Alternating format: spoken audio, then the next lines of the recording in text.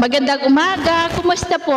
Narito po ulit ang update natin para sa lagay ng ating panahon ngayong umaga po ng August 21, 2023 na kung saan sa ngayon ay patuloy pa rin ang pag-iral ng habagat dito sa ating bansa na siya pa rin pong dahilan ng mga pulo-pulo na mga pag-uulan na madalas po natin na nararanasan. At maliban sa habagat ay wala naman na pong anumang sama ng panahon dito po sa loob ng ating area of responsibility. Pero sa labas po ng ating area of responsibility ay mayroon pong dalawang LPA pero hindi naman po banta ang mga ito dito sa ating bansa.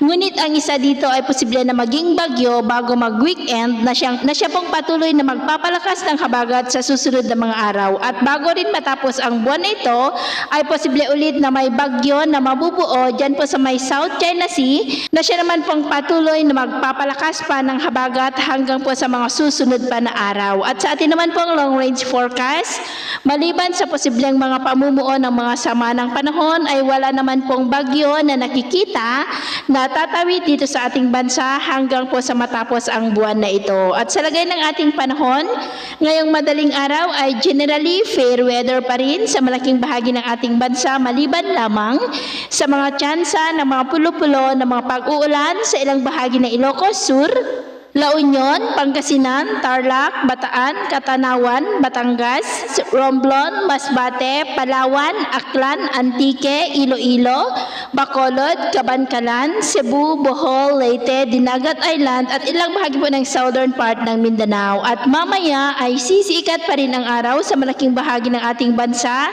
Mainit at maalinsangan muli ang panahon lalo na po dito sa malaking bahagi ng Luzon, Eastern Visayas at Mindanao. Pero mayroon pa rin pong tsansa ng maulap na kalangitan na may mga pulo-pulong pag-ulan dyan po sa may Western Visayas, Romblon, Bohol at ilang bahagi po ng Sulu at ilang bahagi po ng Holo Sulu maging po dyan sa may Sarangani. At mamayang hapon, mas maraming lugar na muli dito sa ating bansa ang makakaranas ng maulap na kalangitan na may mga pulo-pulong pag-ulan at posible ang may kalakasan ng mga pag-ulan sa ilang mga lugar. Kaya kung lalabas tayo sa ating mga tahanan, ay ugaliin lamang po natin ang magdala ng kahit anong panangga natin sa init ng araw at proteksyon na rin po sa mga biglaang buhos ng ulan. At sa atin namang mga baybayin, wala naman po tayong nakataas na namang gale warning signals, pero iba yung pag-iingat lamang po kung papalaot tayo para mas makaiwas sa mga sakunang pangkaragatan.